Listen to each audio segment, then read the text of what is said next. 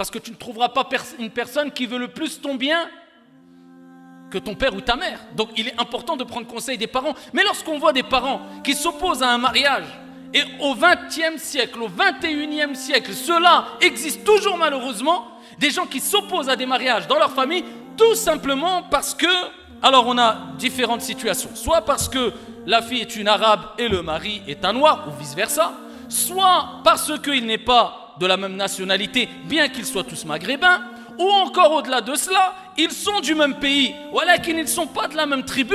Un est Shlouh, l'autre est Jibli, l'autre est Rifi. Oh là, même s'ils sont de la même tribu, l'autre vient de telle famille, l'autre vient de telle famille. Même s'ils sont de la même famille, moi j'ai un conflit avec elle, je préfère que tu prennes un tel.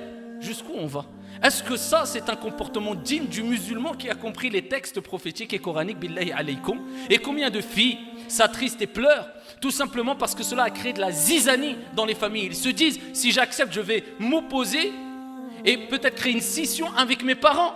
Et si je refuse, eh bien voilà, je n'aurais pas pu être libre quelque part de choisir qui je voulais et qui j'aimais. Eh bien on m'a donné le choix entre choisir l'amour de mes parents ou de cet homme-là, alors que cet homme-là est une personne pieuse au bon comportement, alors que le messager d'Allah alayhi salatu wassalam a dit « Idha atakum » si quelqu'un vient vers vous et qui a le comportement, est doté d'un bon comportement, de bonne moralité, c'est important, essentiel, ainsi qu'il y a la religion, eh bien, mariez-le, acceptez ce mariage-là. Et si vous ne le faites pas, plusieurs versions.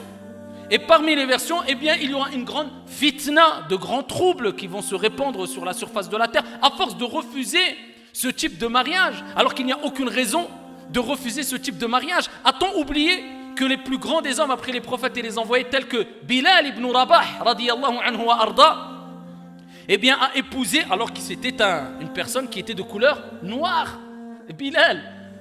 Et c'était une personne qui était originaire d'Abyssinie. Et c'était une personne qui était esclave. Avant qu'on le libère, après que l'islam soit venu. Et c'est une personne qui s'est mariée avec, ici, la sœur de Abdurrahman ibn Auf, radiyallahu anhu arda, qui était une femme faisant partie de la tribu des Quraysh. Et c'était ici quelque chose de noble et de grand. Et ils se vantaient de leur tribu. Et bien voilà que ici, elle a accepté de se marier, pas parce que cet homme était noir, pas parce que cet homme était un ancien esclave, pas parce que cet homme avait des origines d'Abyssinie ou je ne sais quoi, mais elle s'est mariée parce que l'homme, eh bien, réunissait des critères qui lui plaisaient, des critères de piété, de bon comportement, de bonne moralité. Elle n'a pas jugé l'apparence, mais elle a jugé le fond et ce que renfermait cet homme-là. Et c'est ce qui est important. Car le prophète alayhi salatu wassalam a dit dans Sahih Muslim, Allah Jalla wa ala ne regarde ni vos biens ni vos apparences, mais il regarde vos cœurs et vos actions. Alors je ne parle pas de ceux qui ne veulent pas de eux-mêmes. Une femme préfère épouser un homme de sa nationalité, qui a la même nationalité ou qui a les mêmes origines. C'est une question de pratique, on va dire, ou c'est des goûts personnels, mais c'est loin du racisme. Ça, il n'y a aucun problème. Moi, je parle de ceux qui ne veulent pas parce qu'ils disent non.